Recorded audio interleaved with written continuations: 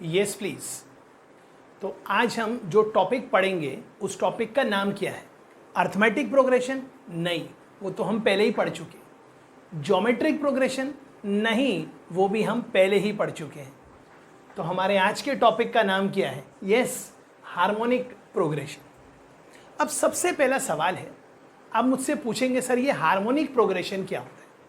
तो harmonic progression पढ़ने के लिए मैं एक एग्जांपल दूंगा, तो प्लीज ख्याल करिएगा। अगर मैं लिखता हूं 1, 2, 3, 4, 5, so on and so fourth, तो आप तो देखते ही समझ गए सर ये जो मैंने लिखा है ये और कुछ नहीं बल्कि एक अर्थमेटिक प्रोग्रेशन है। ओके, मतलब ये जो हमने लिखा है ये एक अर्थमेटिक प्रोग्रेशन है। अब आप क्या करिए, इसके हर टर्म्स का मतलब जितने भी टर्म्स हैं सबको रेसिप्रोकेट कर दीजिए। मतलब इसको क्या लिख देंगे 1/1, इसको लिख देंगे 1/2, 1/3, 1/4, 1/5, so on and so fourth. अच्छा, मतलब अगर ये एक सीक्वेंस है, सीक्वेंस मतलब प्रोग्रेशन है, क्योंकि सीक्वेंस प्रोग्रेशन कब कहलाता है? जब हम उसका अगला टर्म पहले से एंटीसिपेट कर सकते हैं। ओके, तो ये जो ऊपर लिखी हुई सीक्वेंस है वो एक अर्थमेटिक प्रोग्रेशन है, तो उसका जो रेसिप्रोकल वाली सीक्वेंस होगी वो क्या होगी? उसका नाम होगा हार्मोनिक प्रोग्रेशन। राइट। अब खास बात देखिए, इस एपी में एक भी टर्म जीरो नहीं है, क्योंकि जैसे ही कोई भी टर्म जीरो होगा 1/0 नॉट डिफाइंड हो जाएगा। इसका मतलब एचपी में कोई भी टर्म इनफाइनाइट नहीं हो सकता। क्यों? क्योंकि एपी में अगर कोई टर्म जीरो है तो 1/0 इज इन्फिनिटी, मतलब नॉट डिफाइंड। बिल्कुल उसी तरह एपी का कोई भी टर्म इनफाइनाइट नहीं है। क्यों? अगर वो इनफाइनाइट होगा तो 1/∞ 0 हो जाएगा, और इनफाइनाइट जैसा कुछ होता नहीं है, ये सिर्फ एक ख्याल है, बहुत बहुत बड़ा नंबर। ओके, मतलब आइडिया कितना सिंपल है कि अगर आपके पास एक एपी है तो उसके हर टर्म्स को रेसिप्रोकेट कर दीजिए, तो वो जो नया सीक्वेंस बना है उसका नाम क्या है? उसका नाम है हार्मोनिक प्रोग्रेशन। ओके, तो थोड़ा सा नोट्स लिखना है तो लिख लीजिए प्लीज। तो हम नोट्स में अब क्या लिखेंगे? हम नोट्स में लिखेंगे, तो लिखिए सर, अ सीक्वेंस, क्या लिखा हमने? A sequence A1, A2, A3, so on and so forth. A sequence A1, A2, A3, dash dash dash, so on and so forth, of non-zero numbers या of non-zero terms. Okay. A sequence A1, A2, A3 of non-zero terms is in harmonic progression या फिर is harmonic progression if 1/A1, 1/A2, 1/A3 dash dash dash is arithmetic progression. लिखिए please, क्या लिखा हमने? A sequence A1, A2, A3 of non zero terms is harmonic progression if 1/A1, 1/A2, 1/A3 dash dash dash is arithmetic progression. मतलब ये HP है अगर ये AP है तो। ओके, एग्जाम्पल, एक एग्जाम्पल लिखिए ताकि आइडिया क्लियर हो जाए। तो एग्जाम्पल लिखिए, A या फिर 1/A अपॉन कॉमा, एक बार फिर से लिखते हैं, सॉरी, एक एग्जाम्पल लिख दीजिए, 1/A comma 1/A plus D upon 1/A plus 2D dash dash dash is in HP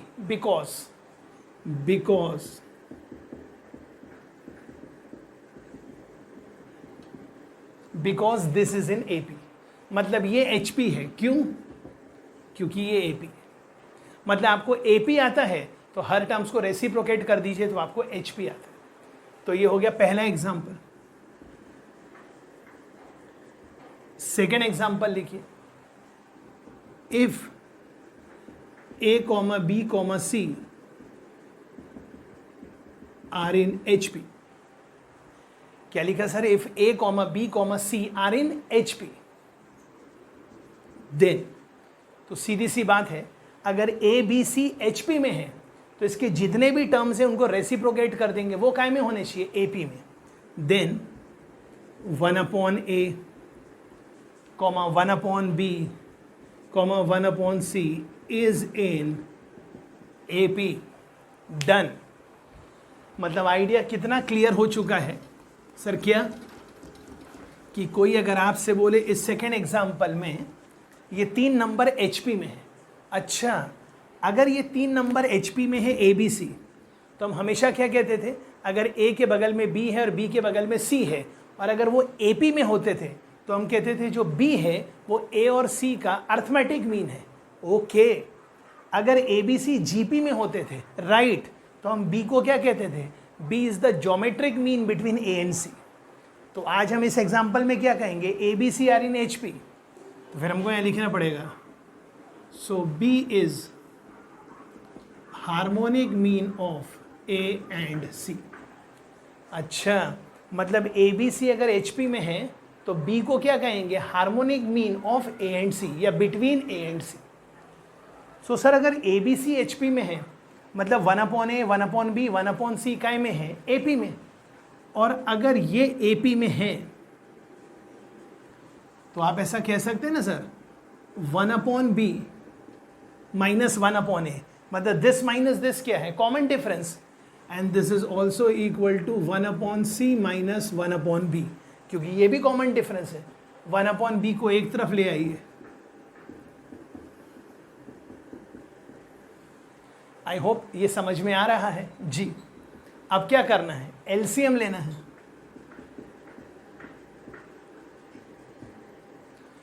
फिर यहां से कोई पूछेगा बी का फॉर्मूला क्या है, तो बी का फॉर्मूला आ गया, B is equal to 2ac upon a plus सी।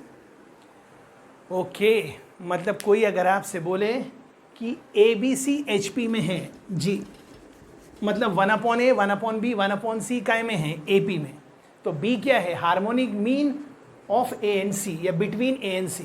तो आज के बाद नया फॉर्मूला होगा, ये a है, ये c है और ये b है, और ये तीनों नंबर अगर एच पी में है तो b क्या कहलाएगा, a और c का हार्मोनिक मीन, और उसका फॉर्मूला क्या होगा, 2ac upon a plus C.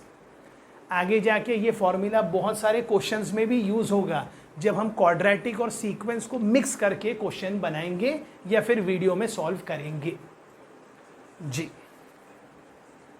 Right.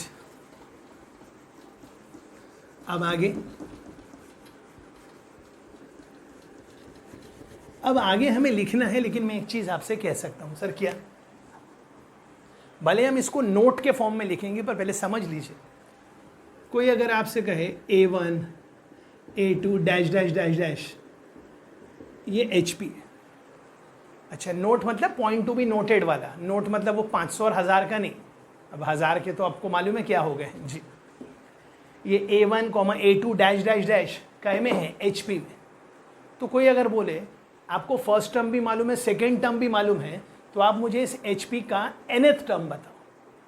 तो तरीका क्या है, अगर ये HP है, ओके, तो हम क्या करेंगे, इस HP के करस्पॉन्डिंग AP लिखेंगे।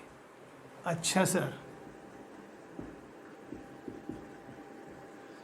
तो अब आपको AP का फर्स्ट टर्म भी मालूम है, सेकेंड टर्म भी मालूम है, तो इस AP का जो nth टर्म होगा, इस AP का जो nth टर्म होगा उसका फॉर्मूला क्या होगा, A मतलब ये उसका फर्स्ट टर्म है, प्लस n-1 इंटू डी। तो ये क्या हो गया, इस HP के करस्पॉन्डिंग AP का nth टर्म। तो फिर इस HP का nth टर्म क्या होगा, इस HP का nth टर्म ये होगा। और अब ये जो मैं an लिख रहा हूं वो ये वाला an नहीं है, वो ये वाला an। तो आपको ये समझ में आना चाहिए, तो लिखिए नोट, नोट मतलब point to be noted. If A1, A2 dash dash dash dash dash, ये भूल जाइए, is in HP, is in HP, तो लिखिए then the nth term of that HP, then nth term of that HP is reciprocal of nth term of the corresponding AP। जो मैं शब्दों में बोल रहा हूं वो यहां लिखा हुआ है, nth term of the HP is the reciprocal, reciprocal मतलब 1 upon the nth term of the corresponding AP। फिर लिख दीजिए A1 A2 dash dash dash AN HP में है, मतलब 1 upon A1 1 upon A2 dash dash dash dash 1 upon AN AP में। तो आपको ये लिखना है, तो आप क्या करिए, पहले ये लिखिए। तो आपके nth टर्म ऑफ AP का फॉर्मूला क्या होगा, और AP का nth टर्म क्या होगा? AP का जो nth टर्म होगा भाई वो ये है, या जो भी उसका नाम है। तो ये उस AP करस्पॉन्डिंग AP का nth टर्म है, तो आपके उस HP का nth टर्म क्या होगा? इसका रेसिप्रोकल। क्या यहां तक आपको क्लियर है? जी। तो बस चेक कर लीजिए। अच्छा, कोई लोग बोलेंगे सर मेरे को sum to n terms of HP निकालो। निकाल ही नहीं सकते, मतलब HP में सिर्फ एक ही चीज निकाल सकते हैं, एक हार्मोनिक मीन और एक चीज होगा nth term of the HP। Okay, so done.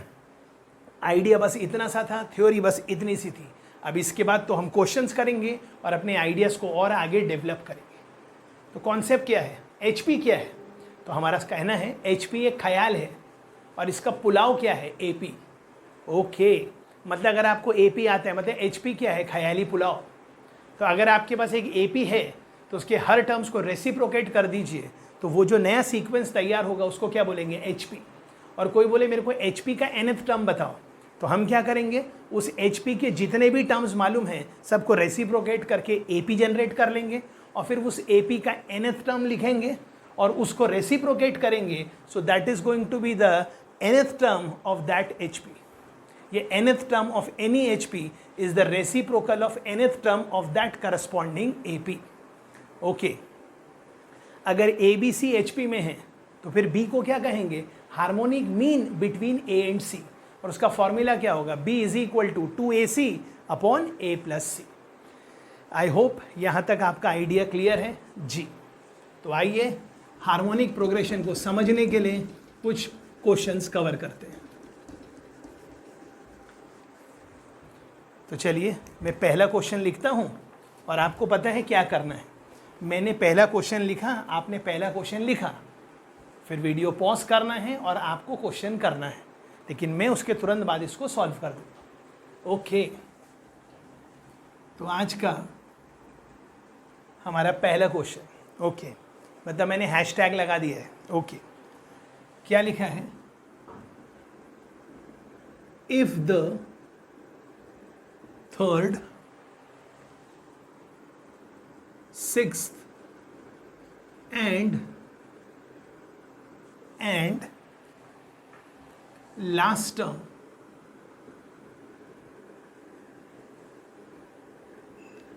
of an HP are 1/3, 1/5, 3/203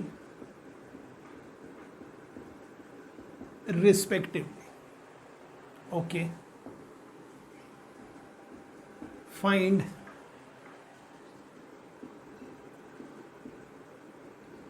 number of terms. Okay, question आपके सामने बिल्कुल क्लियर है कि आगे वाला कह रहा है कि मेरे पास एक HP है, उसका थर्ड टर्म 1/3 है, सिक्स टर्म 1/5 है और लास्ट टर्म मतलब nth टर्म। ओके, तो आपको नंबर ऑफ टर्म्स निकालना है, मतलब आप समझ गए हमें n निकालना है। तो तरीका क्या है? तरीका यह है कि HP क्या है? HP तो एक ख्याल है और इसका पुलाव क्या है? AP। तो अब आप क्या करिए, आप समझ जाइए आपके AP का थर्ड टर्म क्या है। आपके AP का थर्ड टर्म 3 है। आई होप ये फॉर्मूला आपको समझ में आ रहा है। आपके HP का सिक्स्थ टर्म 1/5 है। ओके, तो आपके AP का जो सिक्स्थ टर्म होगा,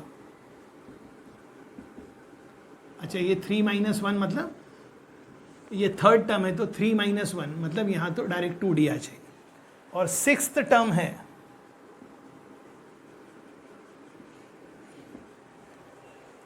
तो आपको पता चल गया कि आपके पास AP है जिसमें a + 2d 3 है और a + 5d 5 है। अब क्या करना है? अब तो बच्चों के जैसे दो इक्वेशन, दो अननोन, d निकाल लो और a निकाल लो। सबसे बेस्ट क्या है? दिस माइनस दिस कर दो। इसको इक्वेशन 1 बोल दिया, इसको इक्वेशन 2 बोल दिया। Equation 2 minus equation 1, 5 - 3 is 2, a minus a गया, 5d - 2d इज 3d। तो d आ गया भाई साहब, d आ गया 2/3। 2/3 उठा के यहाँ पटक दीजिए, तो क्या आ गया? 3 is equal to a + 2 into 2/3। तो a क्या हो गया? 3 - 4/3, 3 3 = 9, 9 - 4 5/3। मतलब आपको अपने AP का फर्स्ट टर्म भी पता चल गया और कॉमन डिफरेंस भी पता चल गया जी, राइट। तो अब आपको क्या करना है? ये उसका लास्ट टर्म है, मतलब nth टर्म है, राइट।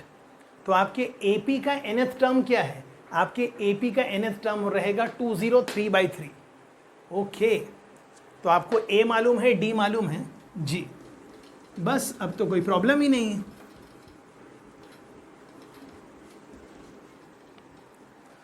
आपको A भी पता है और आपको D भी पता है। तो आपके AP के nth टर्म का फॉर्मूला क्या होता है? A + n - 1 into D। और आपके AP का nth टर्म क्या होगा? आई होप ये समझ में आ रहा है, 203/3। क्यों? क्योंकि ये तो HP का nth टर्म है और आपके AP का फर्स्ट टर्म क्या है? 5/3। बस अब क्या करना है? 3 3 3 शहीद, 5 - 2 3, 3 इधर आ गया, माइनस हुआ 200, 200 / 2, तो आपका आंसर आ गया जी। अब मैं सेकंड क्वेश्चन करूंगा और मैं बार बार वही रिक्वेस्ट कर रहा हूँ। मैंने क्वेश्चन लिखा, मैंने आपको HP की थ्योरी बता दी है, तो आपको करना क्या है? क्वेश्चन सुनना है, वीडियो पॉज करना है और अपना सोल्यूशन निकालना है और कॉन्फिडेंस गेन करना है जी।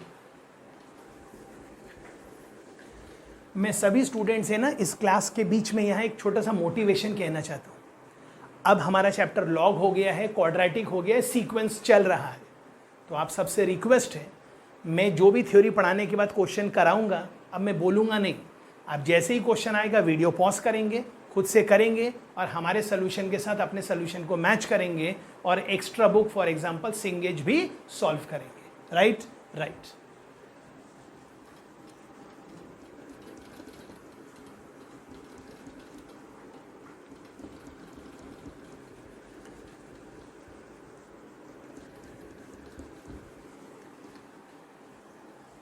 तो एक क्वेश्चन हो गया है।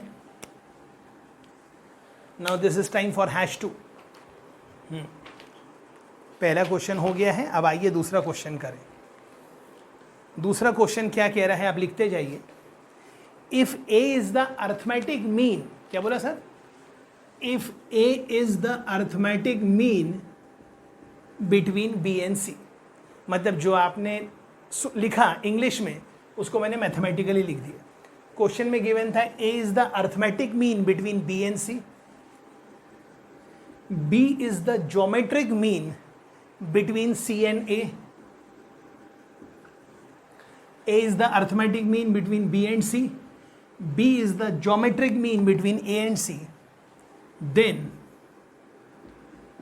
prove that, क्या प्रूफ करना है? C is the harmonic mean between A and B, मतलब हमें प्रूफ करना है C is the harmonic mean between A and B। मतलब ये गिवन है, ये गिवन है और आपको ये प्रूफ करना है।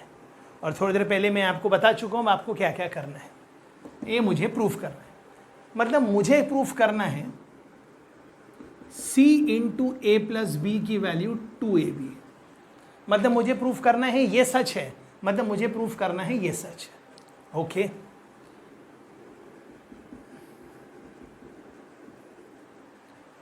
अब कोई आपसे पूछे सर ये A इंटू C क्या होता है, तो यहाँ A इंटू C के बदले में यहाँ नेक्स्ट स्टेप में लिख दूंगा B²। मतलब मुझे प्रूव करना है ये सच है, मतलब ये सच है, मतलब ये सच है, मतलब ये सच है। इन दोनों में b कॉमन निकाल लेंगे। फिर कोई आपसे पूछे b प्लस सी क्या है, तो b प्लस सी क्या है 2a, तो यहां b आ गया और यहां 2a आ गया, तो दिस इक्वल टू दिस है। मतलब हमने प्रूफ कर दिया ये सच है, मतलब ये सच है, मतलब ये सच है, मतलब ये सच है, मतलब ये सच है, मतलब ये जो गिवन है जी हाँ ये बिल्कुल ही सच है। Right right. This is your second question. अब आने वाला है एक बहुत ही मजेदार क्वेश्चन, थर्ड क्वेश्चन।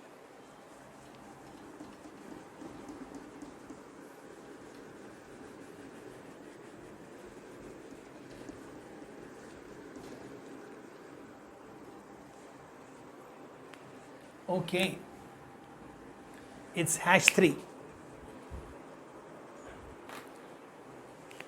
अब क्या गिवन है क्वेश्चन में, ध्यान दीजिए। Late A1 A2 up to A10, मतलब ये जो सीक्वेंस लिखा हुआ है ये क्या है, सीक्वेंस में लिखा हुआ है ये एक AP है, एंड ये भी गिवन है H1, H2, मतलब क्वेश्चन में गिवन है कि ऊपर एक 10 टर्म वाली AP है और नीचे एक 10 टर्म वाली HP है। ओके, और क्वेश्चन में ये भी गिवन है if A1 equal to H1 equal to 2, मतलब इस AP का फर्स्ट टर्म और इस HP का फर्स्ट टर्म दोनों बराबर है। एंड ये भी गिवन है। सर क्या गिवन है, A10 equal to H10 equal to 3, then आपको क्या निकालना है जी। ऑफ कोर्स मैं ये नहीं कह रहा कि ये क्वेश्चन आपको पहले से आना चाहिए, बट फिर भी अगर आप थोड़े से बेसिक लगाएंगे तो आपको आ जाएगा। सर क्यों, क्योंकि जब जब आप नाम सुनेंगे HP का आपके दिमाग में ना बिल्कुल हवाएं चलनी चाहिए। HP मतलब रेसिप्रोकेट कर दो तो AP, ये तो AP है ही है और ये HP है, मतलब आपके पास इसका भी एक करस्पॉन्डिंग AP होगा। मतलब कुछ लोग कहेंगे मेरे पास एक AP और एक HP है, और कुछ बच्चे कहेंगे ना ना सर मेरे पास 2 AP है, एक AP है और एक HP वाला AP है जी। ओके, तो आपको मालूम है इस AP का फर्स्ट टर्म कितना है 2 और इस AP का 10th टर्म कितना है 3। तो कोई अगर आपसे पूछेगा वो जो ओरिजिनल AP है मुझे उसका कॉमन डिफरेंस निकाल दीजिए, तो AP के nth टर्म का फॉर्मूला क्या होता है, A plus n minus 1 into D. तो मैं अगर 10th टर्म बोलूँगा तो AP का 10th टर्म कितना है 3, फर्स्ट टर्म कितना है 2, 10 माइनस 1 मतलब 90। मतलब कोई आपसे इस AP का कॉमन डिफरेंस पूछे तो आपको पता चल गया इस AP का common difference 3 minus 2 is 1। Okay, मतलब आपके पास जो ओरिजिनल AP है उसका कॉमन डिफरेंस आपको आता है, और अगर आपको ओरिजिनल AP का कॉमन डिफरेंस आता है तो आप उसका A4 कभी भी निकाल सकते हैं। सर कैसे, उसका A4 क्या होगा, उसका A4 होगा उसका फर्स्ट टर्म प्लस 3D, और A1 कितना है 2 प्लस 3 इंटू, और अभी अपन ने कॉमन डिफरेंस निकाला 1/9, 3 1 ज़ा 3, 3 3 ज़ा 9, 3 2 ज़ा 6 प्लस 1। ओके, मतलब आपने ये तो कैलकुलेट कर ही लिया है, और ये कितना आ चुका है, बस अब आपको क्या कैलकुलेट करना है H7।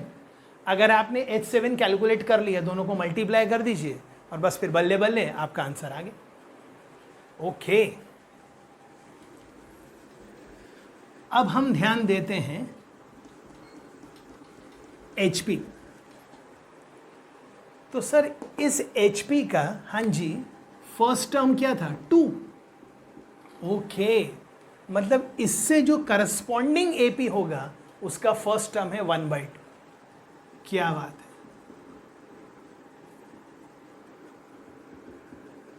मतलब अब हमारा ध्यान इस AP पे, तो इस AP का ये फर्स्ट टर्म है और इस AP का 1/3 10th टर्म है। तो इस AP का nth मतलब कॉमन डिफरेंस क्या होगा? तो आप लिखेंगे AN is equal to first term plus n-1 into T. घबराइए नहीं कैलकुलेशन करने में, LCM तो लेना आता होगा। 2 - 3 मतलब ऊपर -1, नीचे 6 है और नीचे 9 आएगा। ओके, मतलब आपके पास ये जो AP है इसका भी कॉमन डिफरेंस आ चुका है।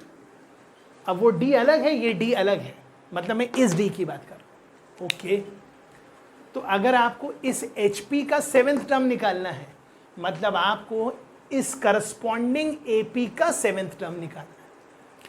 तो इस AP का 7th टर्म क्या होगा? उस AP का जो 7th टर्म होगा, वो करस्पॉन्डिंग AP का जो 7th टर्म होगा वो होगा A प्लस n-1 मतलब 6 इंटू डी। तो ये क्या हो जाएगा? 1/2 माइनस 1/9। टेबल एबल तो आते ही होंगे आपको। 18 9 - 2 मतलब 7/18। तो इसका 7th टर्म 7/18 है। तो आप समझदार हैं, इसके करस्पॉन्डिंग ये जो HP है, राइट,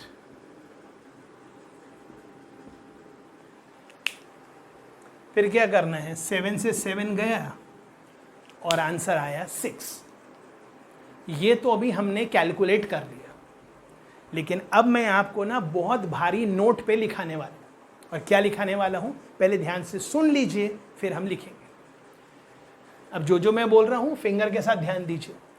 अगर आपके पास एक AP है और उसमें n नंबर ऑफ टर्म्स है, भले यहाँ 10 है, अगर हमारे पास एक AP है और उसमें n नंबर ऑफ टर्म्स है, और हमारे पास एक HP है उसमें भी नंबर ऑफ टर्म्स n है, मतलब हमारे पास एक AP है और एक HP है, दोनों में नंबर ऑफ टर्म्स n है, एंड AP और HP का फर्स्ट टर्म भी इक्वल है और AP और HP का लास्ट टर्म भी इक्वल है। मैंने नहीं बोला फर्स्ट टर्म बराबर लास्ट टर्म है, AP का फर्स्ट टर्म HP का फर्स्ट टर्म है, AP का nth टर्म HP का nth टर्म है, मतलब दोनों के फर्स्ट टर्म और दोनों के लास्ट टर्म इक्वल है, दोनों में नंबर ऑफ टर्म्स भी इक्वल है, और पहली वाली प्रोग्रेशन AP है और दूसरे वाला प्रोग्रेशन HP है। तो एक इम्पॉर्टेंट नोट ये है, एक AP है और एक HP है, तो पहले AP बोल दो फिर HP बोल दो, या पहले HP बोल दो फिर AP बोल दो। तो जो पहले वाला सीक्वेंस है उसका जो rth टर्म है, क्या मैं बोल रहा हूँ? rth टर्म मतलब जैसे 4th term, rth term from the beginning, पहले वाले प्रोग्रेशन से rth term from the beginning multiplied by second वाले सीक्वेंस का rth term from the end. अच्छा, मतलब यहां से first 4th term A1 A2 A3 A4, मतलब यहां स्टार्टिंग से 4th, R का नाम 4 है, तो ये वाले प्रोग्रेशन में लास्ट से 4, H10 के पहले H9 के पहले H8 के पहले H7। ओके, मतलब ये क्या लिखा है? Product of 4th term of the first progression multiplied by 4th term from the last of the second progression, और इनका प्रोडक्ट हमेशा कांस्टेंट आएगा, और वो कांस्टेंट की वैल्यू क्या होगी? Product of first term and last term, 2 × 3 6। पर ये सब कब होगा? अगर आपके पास एक AP है, अगर आपके पास एक HP है, दोनों में नंबर ऑफ टर्म्स n है, एंड दोनों के फर्स्ट टर्म इक्वल है, एंड दोनों के लास्ट टर्म इक्वल है। अब पहले वाले प्रोग्रेशन का स्टार्टिंग से rth टर्म और सेकेंड वाले प्रोग्रेशन का लास्ट से rth टर्म का जो प्रोडक्ट है वो हमेशा कांस्टेंट रहेगा, और वो कांस्टेंट की वैल्यू रहेगी product of first term and last term of that AP या फिर ऑफ दैट HP। क्या ये क्लियर है जी? तो प्लीज लिखिएगा। ये तो हमने कैलकुलेट कर लिया, लेकिन नोट में लिख दीजिएगा। इफ, अब जैसे यहाँ A1 और A10 था, तो समझाने के लिए मैं बोल रहा हूँ, इफ A एंड B, छोटा a एंड छोटा b are the first and last term of AP as well as HP, both having n number of terms. तो हमने क्या लिखा sir? If A and B are the first and last term of AP as well as HP, both having n number of terms, then the product of the rth term from the beginning of the first sequence and rth term from the end of the second sequence is always constant and it is equal to a into b. लेकिन मैं फिर यहाँ पे एक चीज़ और बोलना चाहूँगा, और वो मैं ये बोलना चाहूँगा, अभी तो हमने क्या लिखा, product of rth term of the first sequence multiplied by rth term of the second sequence from the end. मतलब फर्स्ट सीक्वेंस में rth term from the starting और सेकेंड सीक्वेंस में rth term from the end. लेकिन अब एक नया नाम सुनिए, क्या ये जो rth टर्म था, मतलब जो फोर्थ टर्म था मेरे इस क्वेश्चन में, fourth term from the last, जो कि क्या आया था आपका H7, उसका और एक नया नाम है. तो हम इसको क्या लिखेंगे थोड़ी देर बाद फिर से, product of rth term of the first progression and n plus r minus 1th term of the second progression. अब मैंने फर्स्ट और लास्ट नहीं बोला, मैं वही चीज़ थोड़ी देर पहले क्या बोला था, rth term from the starting and rth term from the end. मतलब एक प्रोग्रेशन का rth term from the starting और एक प्रोग्रेशन का rth term from the end. अब मैं दोनों चीज़ लेफ्ट से शुरू कर रहा हूँ. rth term of the first progression multiplied by n plus r minus 1th term of the second progression. दोनों को स्टार्टिंग से गिन रहे हैं. इन दोनों का प्रोडक्ट भी कांस्टेंट है और वो a इंटू बी है. सर कैसे? अभी अपन ने देखा नंबर ऑफ टर्म्स 10 थे और अपन ने r को 4 लिया, तभी तो अपन ने a4 लिया. a4 मतलब पहले वाले सीक्वेंस का स्टार्टिंग से फोर्थ टर्म और दूसरे वाले सीक्वेंस मतलब प्रोग्रेशन का स्टार्टिंग से ये वाला टर्म. तो ये होगा 10 प्लस 4 माइनस 1. नहीं ये ऐसा नहीं, सॉरी ऐसा है n प्लस 1 माइनस r, ऐसा है, सॉरी मतलब rth term of the first sequence and n plus 1 minus r, या फिर इसको ऐसा लिखते हैं n माइनस r प्लस 1. एक ही बात है. तो 10 में से 4 गया तो 6 प्लस इज 7.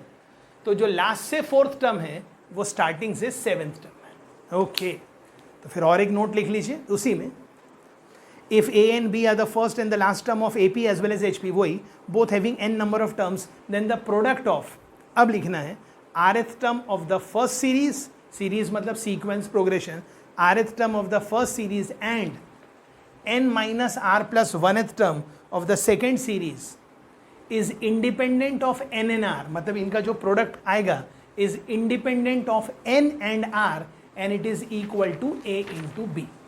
आई होप ये 3 क्वेश्चन आपको समझ में आ गए हैं जी. कोई भी डाउट है तुरंत फ़ोन कर सकते हैं.